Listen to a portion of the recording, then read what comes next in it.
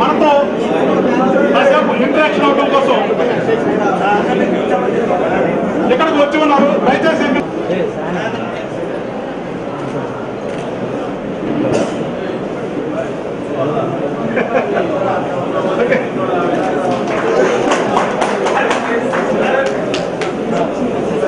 మరి కొద్దిసేపట్లో వదులుతున్నాం. నరసింహ గారిని ముందు చూస్తే కానీ మార్పు తీసుకున్నాడు. రాజకీయాల్లో అందరూ వస్తుంటారు కానీ చదువుకొని విద్యావంతులైన వేదాలయ గారు ఒకరు లోగా వేరే పార్టీలో కలిసి చేయడానికి మిత్రులందరూ కలిసి వారి విన్నపం తెలియజేసుకోవడానికి మన మెంబర్ అయినటువంటి మన ఎక్స్ప్రెషన్ గారు శాంతకుమార్ గారు చెప్తారు. దయచేసి ఇప్పటికీ మనం తెలుసుకోవాల్సిన విషయం ఏంటంటే మహారాష్ట్రలో చంద్రశేఖర్ గారు పోటీ చేస్తే కానీ ఏ పార్టీ నుంచి పోటీ చేస్తే వారు బ్రహ్మాండ మెజార్టీతో గెలుస్తారు. దానికి పోటీ చేసి ఆయన కూడా ప్రజలకు ఏదో చేయాలి, మంచి మేలు చేయాలని సంప్రదాయంతో. నమస్కారాలు. ఈ దినాన జరుగుతున్నటువంటి ఎన్నికల్లో అనేకమైన రాజకీయ పార్టీలు తమ యొక్క వంతుగా ప్రయత్నాలు ప్రారంభించి బేరీజు డైరెక్ట్గానే పెట్టుకునే ఉండేవాళ్ళం. వైసీపీతో పొత్తు పెట్టుకోవాలంటే డైరెక్ట్గానే పెట్టుకునేవాళ్ళం. ఇండైరెక్ట్గా పొత్తు పెట్టుకోవాల్సిన అవసరం అంతకంటే లేదు. ఆయన లక్ష్యం ఈ రాష్ట్రంలో ఒక అవినీతి రహిత సమాజాన్ని తీసుకురావటం, సమాజాన్ని నిర్మించటం, ఇది లక్ష్యం. అందుకే ఈరోజు ఆయన ఈ 4 పార్టీలతో పొత్తు పెట్టుకోకుండా 3 జాతీయ పార్టీలతో ఆయన పొత్తు పెట్టుకున్నాడు. బహుజన సమాజ్ పార్టీతో ఆయన పొత్తు పెట్టుకున్నాడు. ఉదయ కమ్యూనిస్టు పార్టీలతో, వామపక్షాలతో ఆయన పొత్తు పెట్టుకున్నాడు. వామపక్షాలతో ఎందుకు పొత్తు పెట్టుకున్నాడు? ఎందుకంటే జనసేన భావజాలం, జనసేన సిద్ధాంతాలు కమ్యూనిస్టు పార్టీల భావజాలం దగ్గరగా ఉంటాయి. అలానే బహుజన సమాజ్ పార్టీతో మేము పొత్తుని పెట్టుకున్నాం. దానికి కారణం ఈరోజు పవన్ కళ్యాణ్ గారు అంబేద్కర్ వాది. ఆయన కంశరాన్ని అనుసరిస్తాడు. ఆయన ఏ ఒక్క మీటింగ్ కూడా అంబేద్కర్ నామస్మరణ చేయకుండా, భీమరావు బాబాసాహెబ్ అంబేద్కర్ నామస్మరణ చేయకుండా ఎప్పుడు ఏ మీటింగ్ ఆయన ముగించలేదు. ఎందుకంటే ఆయన అంతగా ఆయన్ని అనుకరిస్తాడు. కుల నిర్ణయం జరగాలి, అన్ని వర్గాలు, సామాజిక వర్గాలు కలిసి ఉండాలి. జనసేన సిద్ధాంతమే అన్ని కులాలని కలిపే ఆలోచన విధానం. ఏ ఒక్క కులానికో ప్రయారిటీ ఇవ్వకుండా, ఏ ఒక్క వర్గ సమాజానికో కులానికో అవమానం జరగకుండా అన్ని కులాలని కలుపుకొని ముందుకు తీసుకువెళ్లాలనే ఆలోచనే ఆయన సిద్ధాంతం. అందుకే ఈరోజు బహుజనులకి ఈ రాష్ట్రంలో అత్యధిక శాతం ఉన్నటువంటి ఎస్సీలు, ఎస్టీలు, బీసీలు, మైనారిటీలు, అగ్రవర్ణ పేదలు, వీరందరికీ న్యాయం జరగాలి, వారందరికీ జనసేన ఒక వేదిక కావాలి అన్న ముఖ్యమైన లక్ష్యంతో ఆయన ఈ జనసేన పార్టీ పెట్టి వీరితో పొత్తు కుదుర్చుకోవడం జరిగింది. ఉమ్మడిగా మేము ఈ ముందుకు వచ్చాము, పోటీ చేస్తున్నాం. ఈ రాష్ట్రంలో అన్ని స్థానాలకి 177 అసెంబ్లీ స్థానాలకి 25 ఎంపీ స్థానాలకి మేము అభ్యర్థులను నిలబెట్టాం. ఇకపోతే నా విషయం, నేను గుంటూరు పశ్చిమ నియోజకవర్గం నుంచి అసెంబ్లీ క్యాండిడేట్గా మీ ముందుకు వచ్చాయి. నేను 2009లో కూడా ఇక్కడ ప్రజారాజ్య పార్టీ నుంచి ఎంపీగా కంటెస్ట్ చేశాను. మీ అందరికీ కొద్దిమందికి తెలిసే ఉంటుంది అది. నేను అంతకుముందు 2009కి ముందు 22 సంవత్సరాలు ఐఏఎస్లో పనిచేశాను. చాలా ఉన్నతమైన పదవుల్లో చేశాను. చాలా కీలకమైన పదవుల్లో పనిచేయడం జరిగింది. డిస్ట్రిక్ట్ కలెక్టర్గా పనిచేశాను. బాంబేకి కమిషనర్గా పనిచేసే అవకాశం నాకు లభించింది, మెట్రోపాలిటన్ కమిషనర్గా. అలానే పెద్ద పెద్ద నగరాలకు మహారాష్ట్రలో థానే, నాగ్పూర్, పూణే అటువంటి నగరాలకి కమిషనర్గా పనిచేసే అవకాశం కూడా నాకు లభించింది. అటువంటి నగరాలని నేను చాలా చక్కటి నగరాలుగా ఒక బెస్ట్ క్లీన్ అండ్ గ్రీన్ సిటీస్గా నేను ట్రాన్స్ఫార్మ్ చేశాను, డెవలప్ చేశాను. 7 సిటీస్ని డెవలప్ చేసిన ఘనత నాకు కూడా ఉంది. అటువంటి అరుదైన అవకాశం నాకు లభించింది. నేను ఎక్కడెక్కడైతే పనిచేశానో అక్కడ చక్కగా ఇన్ఫ్రాస్ట్రక్చర్ని డెవలప్ చేయటం, ప్రజల మన్నల్ని దీవెనలు అందుకోవడంలో నేను కృతకృత్యున్నయ్యాను. అందుకే నా ట్రాన్స్ఫర్ ప్లాన్ అయితే ప్రజలంతా ప్రభుత్వం దగ్గరికి వెళ్ళి అడ్డుకునేవాళ్ళు. చంద్రశేఖర్ మీరు ఎట్టి పరిస్థితుల్లో బదిలీ చేయడానికి వీల్లేదు, ఆయన ఇక్కడే ఉండాలని. తానే నుంచి నా బదిలీ అయితే 3 రోజులు ఆ సిటీలో మొత్తం బంద్ చేయడం జరిగింది ఆ పరీక్షలన్నీ. ఎందుకంటే అంతగా నేను ప్రజలతో మన్నేతమవుతూ ఉండేవాడిని, పేద ప్రజల గురించి పనిచేస్తూ ఉండేవాడిని.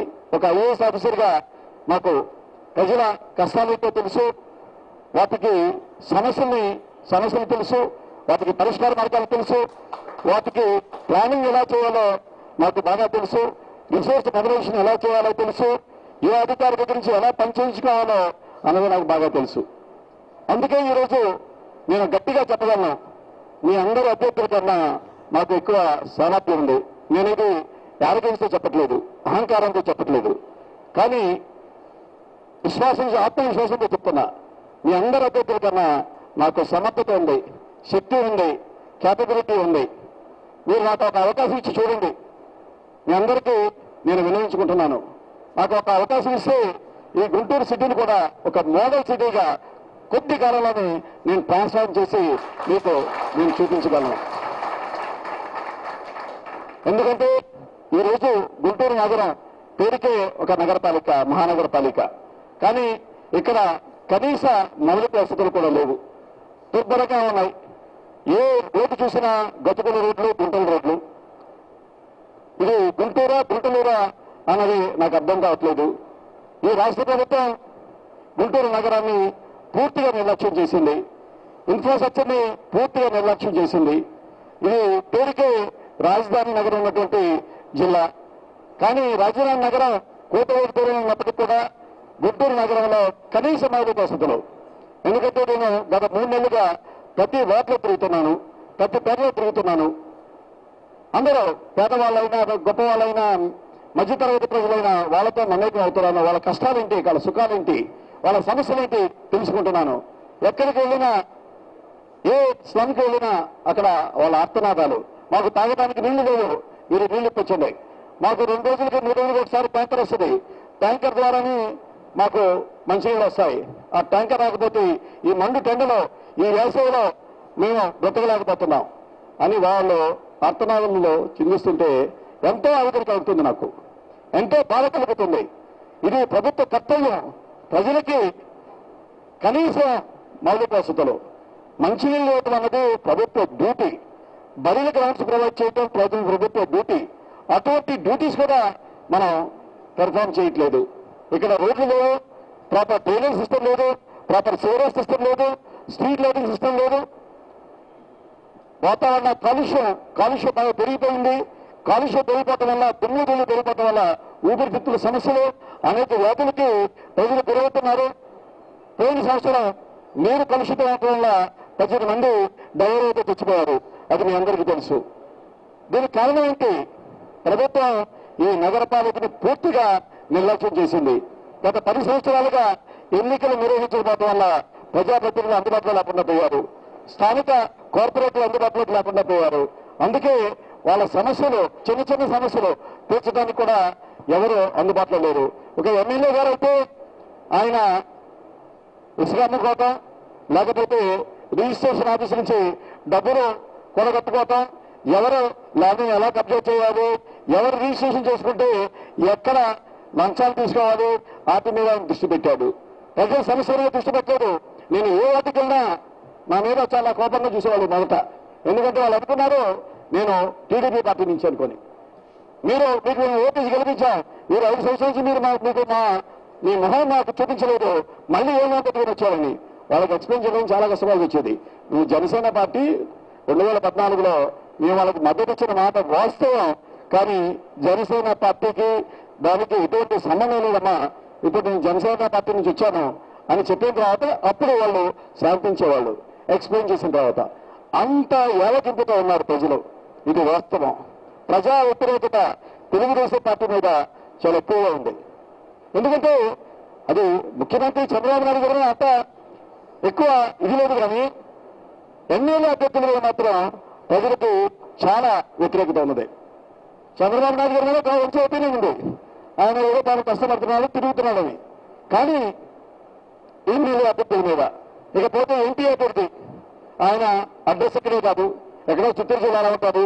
గత 5 సంవత్సరాల్లో ఈ జిల్లాకు వచ్చి పార్లమెంటు నియోజకవర్గంలో తిరిగిన దాఖలాలు అరుదు. ఆయన పేరు కూడా సరిగా తెలియదు ఎవరికి, ఆయన ఎక్కడ ఉంటాడో తెలియదు. మాకు కార్పొరేటర్ లేరు, ఎమ్మెల్యే లేదు, ఎంపీ లేదు, మరి ఎక్కడికి వెళ్ళాలి ప్రజలకు అర్థం కావట్లేదు. ఇటువంటి వ్యాఖ్యం ఇక్కడ ఉంది. అందుకే మీ అందరూ చెప్తున్నా, మళ్ళీ వాళ్ళు మీ ముందుకు వస్తున్నారు, ఆ జయదేవ్ గారు మీ ముందుకు వస్తున్నారు, ఆ ఏనుగ పండిత మీ ముందుకు వస్తున్నారు. అటువంటి వ్యక్తుల్ని మీరు ఎన్నుకుంటారా? మీరు అటువంటి వ్యక్తులు ఎన్నుకుంటే గత 5 సంవత్సరాలుగా ఎటువంటి పాలన అయితే చూశారో మళ్ళీ అదే పాలన మనం చూడాల్సి వస్తుంది. అందుకే కొత్త వాళ్ళకి అవకాశం ఇవ్వండి. మీ అందరికీ నేను నిర్ణయించేది ఒకటే, మీరు నిర్ణయం తీసుకోండి.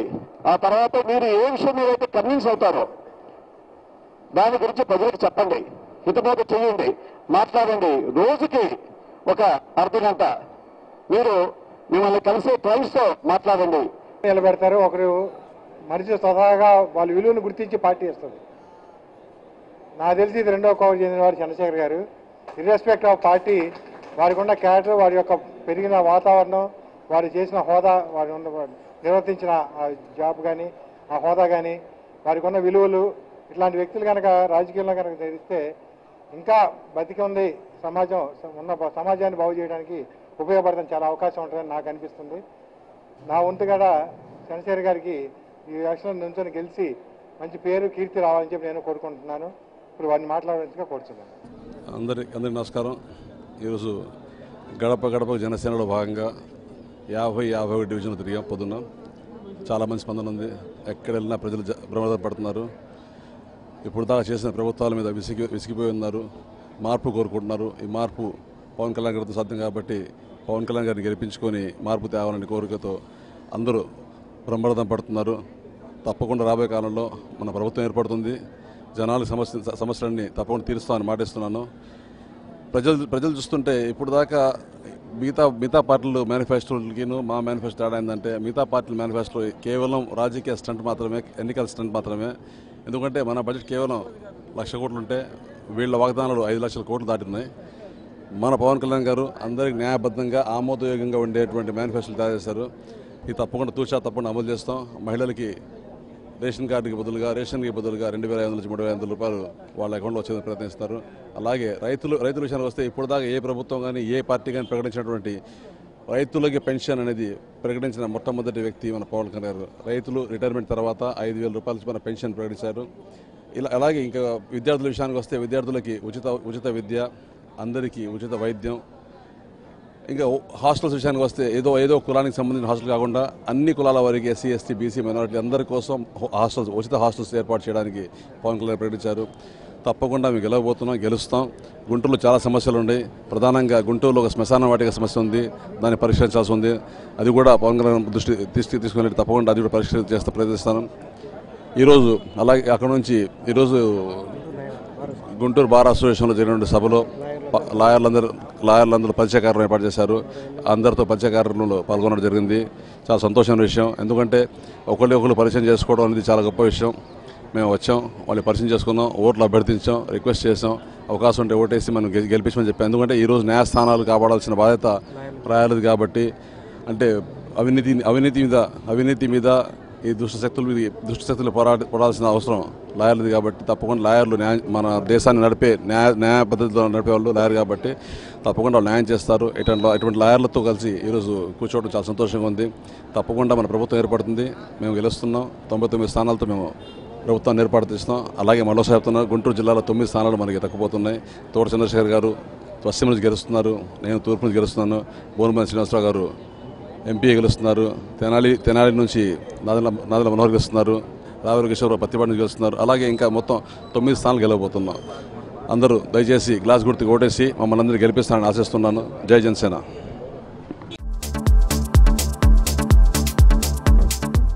Please subscribe New Waves.